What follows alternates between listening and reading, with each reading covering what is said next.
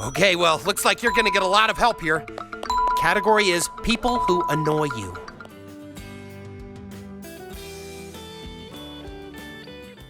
Number 10, Cartmans Fate. You know, in the Torah, when Abraham first heard the word of God... Just knock it off! You don't believe a word of that shit. You're just doing all this to get a rise out of me. Kyle, you really think I would spend 40 years of my life just to get a rise out of you? Yes, I do! With the exception of Cartman in the My Future Self and Me episode, we had never seen what the future might hold for our favorite gang of 4th graders. Whatever, I do what I want. No, wait! Oh, God damn it!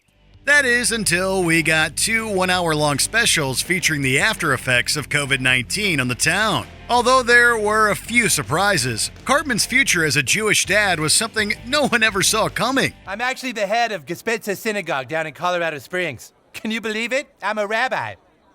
But even more than that, after the boys change events in our present time, we see how Cartman really turned out. He becomes an angry, unhoused man, shouting obscenities at anyone who passes by. While surprising nonetheless, it is somewhat sad seeing his deeds catch up to him considering he's a fan favorite. Hey, come on, fellas.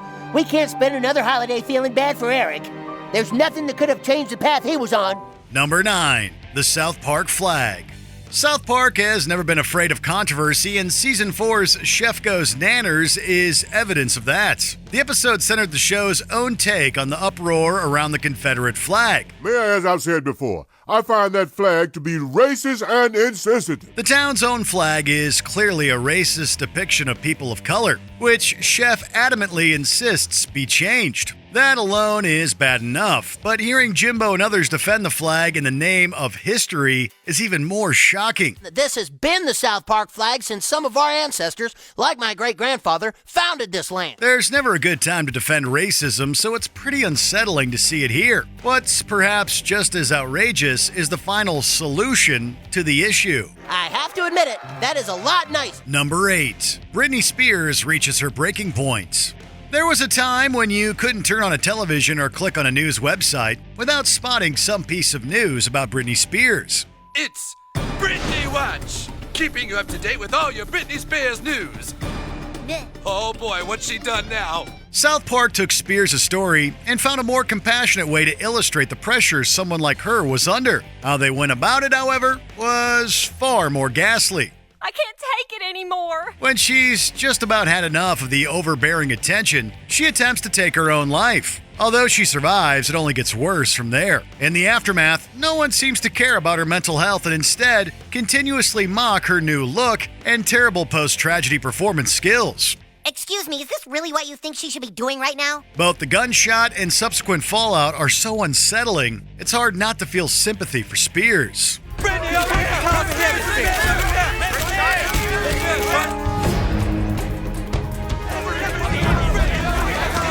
Number 7, Man Bear Pig's Dinner Buffet. That's it. That's what I saw. I saw a man-bear pig. With everything that goes on in this town, it should come as no surprise that a half-man, half-bear, half-pig, yeah, we know, but let's move on, creature would choose the town of South Park to go on a rampage. Setting aside the fact that Man-Bear-Pig is the show's metaphor for climate change, the veracity of this character had yet to really be seen until season 22. There's definitely evidence that all the death and destruction around us is due to a man-bear-pig. But no exact correlation to a man-bear-pig. Definitely not, and that's why we're all here to try to pinpoint when should I start to worry. As a family of 3 debates the authenticity of MVP while eating at Red Lobster, the creature smashes into the restaurant and goes on a tear. We're not sure which is more shocking, people literally being torn from limb to limb, or the father's insistence that MVP is nothing to worry about.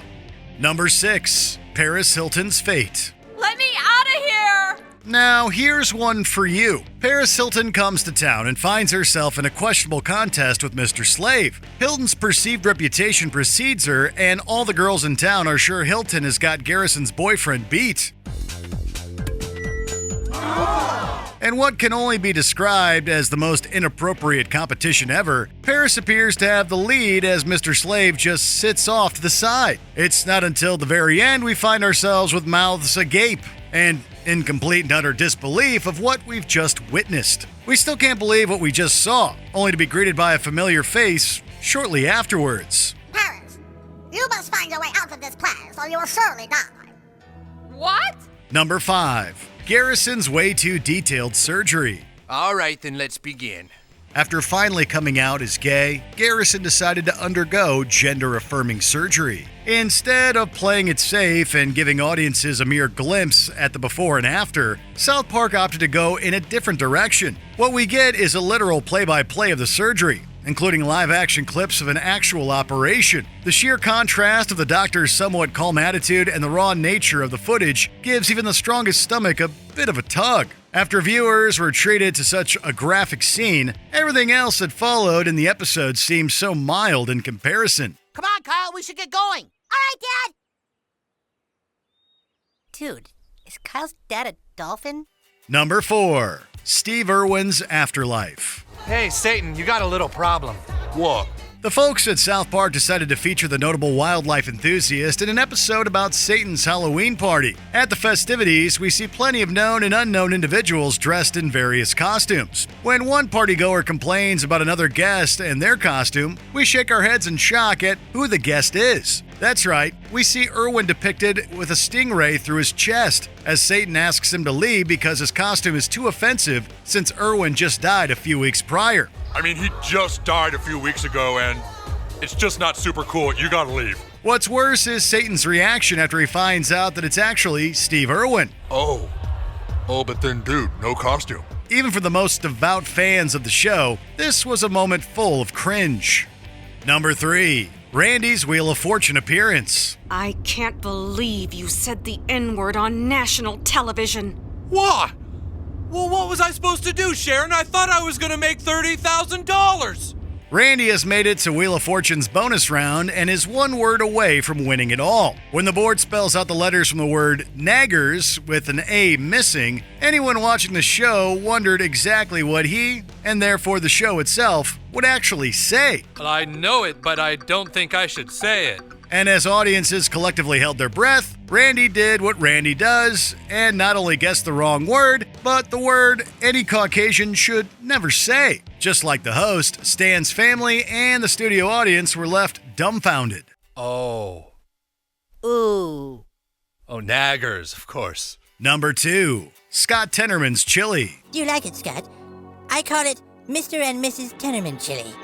Come on, did you really think we weren't going to include this one? Having appeared on several of our other lists, the famous South Park chili incident has lived on in infamy since it aired all the way back in 2001. If you're one of the few who don't know the story, here's the abridged version. A kid named Scott Tenorman tricked Cartman one too many times. Seeking out the ultimate revenge, Cartman uses the remains of Scott's parents in a special chili that he then feeds to the young redhead.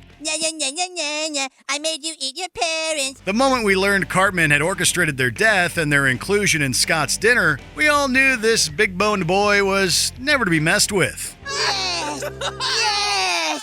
Oh, let me taste your tears, Scott. Your tears are so yummy and sweet. Dude, I think it might be best for us to never piss Cartman off again. Good call. Number 1. Not so cuddly critters. Watch any stop-motion or animated story around Christmas time, and there's no lack of cute talking animals to melt your hearts. There was Squirrely, the squirrel, Rabbity, the rabbit, Beavery, the beaver, and Barry, the bear, Porcupiney, the porcupine, Skunky, the skunk, Foxy, the fox, and Deary, the deer. So when South Park delivered its own version of one of these stories, we wondered how long it would go before the jig was up. Sure enough, 8 minutes in, and after Stan has saved the critters from their worst enemy, they reveal their true intentions. Now our Critter Christmas can finally happen. Hail Satan! Hail Satan!